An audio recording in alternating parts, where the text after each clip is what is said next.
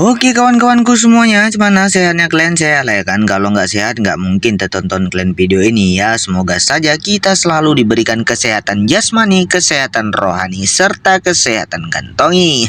Nah tapi kan sebelum kita lanjut ke inti videonya, seperti biasa bagi kawan-kawan si Dodo yang baru bergabung, waktu dan tempatnya kami persilahkan buat pencet tombol subscribe pada channel si Dodo. Karena sejatinya channel ini akan memberikan kita semua tentang edukasi, eksplorasi, serta petualangan seru para petani, terkhususnya pada kebun sawit. Kalau kayak gitu langsung aja kalian tekan tombol subscribe ya kan. Nah jadi ngomong-ngomong tentang kebun sawit, kira-kira kenapa ya kebun sawit merupakan investasi jangka panjang terbaik di dunia? Kawan-kawan udah pada tahu belum kenapa alasan kebun sawit ini menjadikan investasi paling panjang di dunia, ibaratnya investasi terbaik lah. Tahu nggak alasannya kenapa? Nah jadi di video kali ini aku bakalan berbagi informasi mengapa dan apa alasan mengapa industri sawit menjadikan diri sebagai investasi jangka panjang terbaik di dunia. Nah, jadi singkatnya sawit adalah tanaman permanen dengan kurva produksi non-linear. Nah, jadi kira-kira apa itu maksudnya, Bang? Nah, jadi kali ini aku bakalan ngejelasin secara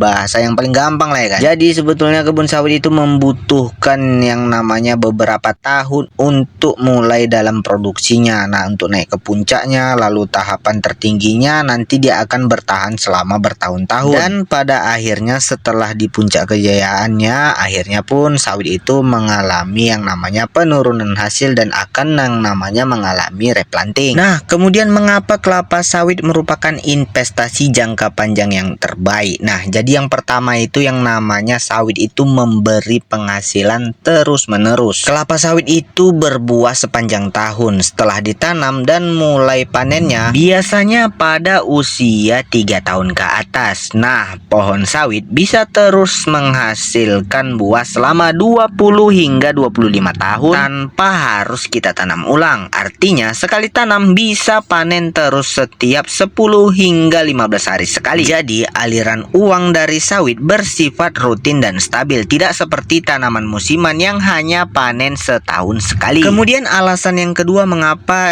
sawit itu menjadikan diri sebagai investasi jangka panjang terbaik, yaitu karena harga buah sawit itu cenderung menguntungkan. Memang harga tandan buah segar kadang naik dan kadang turun, tapi dalam jangka panjang nilainya tetap stabil dan tetap menguntungkan para petani sawit. Selain itu, karena permintaan minyak sawit di dunia terus dalam keadaan tinggi, terutama untuk bahan makanan, bahan bakar, kosmetik, dan lain-lain, maka potensi kenaikan harga dalam jangka panjang akan sangat besar. Dengan kata lainnya, sawit itu tidak gampang dalam arti harga. Nah, kemudian di alasan yang ketiga yaitu karena permintaan dunia terus naik melonjak tinggi. Minyak sawit digunakan hampir di semua produk dalam sehari-hari. Contohnya saja seperti minyak goreng, sabun, kosmetik, bahan bakar biodiesel, bahkan makanan instan dan coklat. Nah, jadi karena itu negara-negara besar seperti India, Tiongkok, dan Uni Eropa akan terus membutuhkan yang namanya minyak sawit. Selama dunia butuh energi dan makanan, sawit akan tetap dicari. Kemudian untuk di alasan yang keempat, yakni karena sawit memiliki produktivitas yang sangat tinggi. Jika kita bandingkan tanaman minyak sawit dengan tanaman minyak lain seperti kedelai atau bunga matahari, sawit akan menghasilkan minyak 5-10 kali lebih banyak per hektarnya. Yang artinya